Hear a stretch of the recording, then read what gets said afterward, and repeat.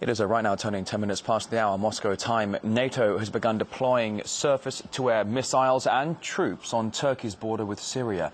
The alliance approved the reinforcements last month after Ankara requested support. NATO claims the move is to help defend its member from the conflict in Syria. Well, let's delve a bit deeper into this now with Jeremy Salt, a Middle Eastern history and politics professor at Bilkent University in Ankara.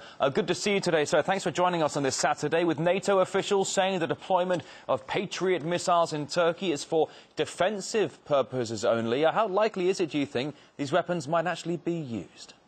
I don't think they're going to be used at all. I think the situation has changed very much on the ground in Syria. It strikes me that the armed gangs are very much on the back foot now. I don't see any enthusiasm for a military attack on the part of the United States. Saudi Arabia might be keen, Qatar might be keen, but they are simply the financiers and armourers of these groups. And there's no possibility at all, no likelihood that Syria will attack Turkey. The only circumstances in which those missiles would be used would be if there were a NATO attack initiated from Turkey into Syria, and then, of course, Syria would strike back. But I think the atmosphere has changed dramatically. I don't think the Americans in particular like what they're seeing in Syria. They have Afghanistan very much in mind when they supported the Muhajirin to fight the Soviet Union, and then when that was over, Al-Qaeda, as the Muhajirin had turned into Al-Qaeda, turned against them. And I think they're frightful of the same thing happening in Syria. Well, certainly NATO has been saying that these missile batteries will not be used, the troops will not be used, as you said. But I must say it's quite refreshing to actually have a sense of optimism in what you're saying here. Moscow has said the deployment of missiles will only build tension in the region, with Syria possibly seeing this as a provocation. How do you see it?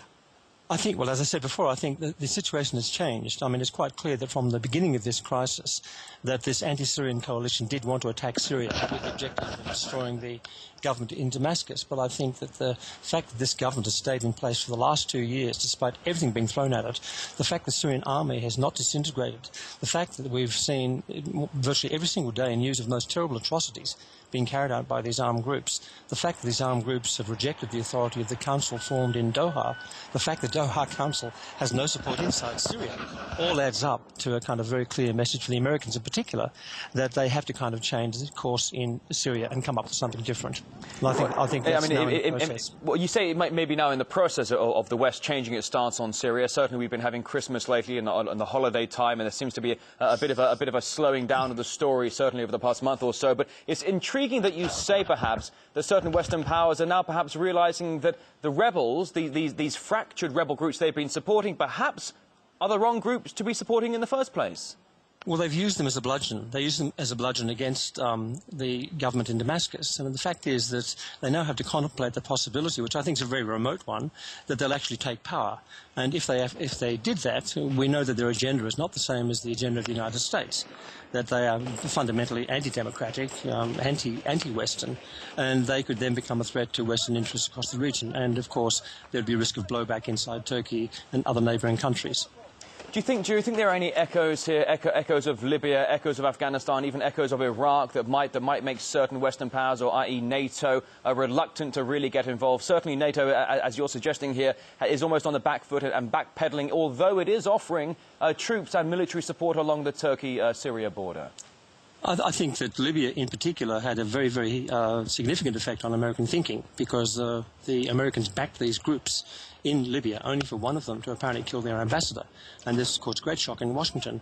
So when the Americans look at this situation, and we know that there are voices inside NATO that are keen for action, the NATO Secretary General, Anders Fogh Rasmussen, is one of them. We know that Britain and France, talk in a fairly belligerent fashion. But the key to the situation is in Washington. And I don't think the Americans have any interest in taking this any further, because they know perfectly well, apart from everything I've said already, that to actually intervene in Syria would trigger off a major regional crisis much, much bigger than we're already seeing. All right, and just my final question here. I'm running a bit low on time. I do ask for your patience here, but a Syrian journalist has died today of wounds sustained in a rebel attack. Opposition fighters have increased sniper attacks and abductions of journalists. Is it possible, do you think, that NATO is concerned about the actions of the right side? I don't think NATO is that. I think NATO is concerned with the grander geostrategic situation, and kind of what's happening on the ground fits into their thinking. And the morality of what's going on, I don't think is a huge issue for them. That might sound cynical, but I think it's reality. I think that is the reality. And so these individual episodes, and we've seen many, many of them, we see that when the Syrian government is accused of doing something, it's always played up. We see when the rebels do something, it's always played down. So there's a grand game being played. And as I said, I think that the United States in particular is evaluating the situation in a very different way now from a few months ago. And they're the key player in this. All right, Jeremy Salter, Middle Eastern History and Politics Professor at Bill Kent University at Ankara. Thank you very much for joining us on RT today. A pleasure. Thank you. Thank you very much.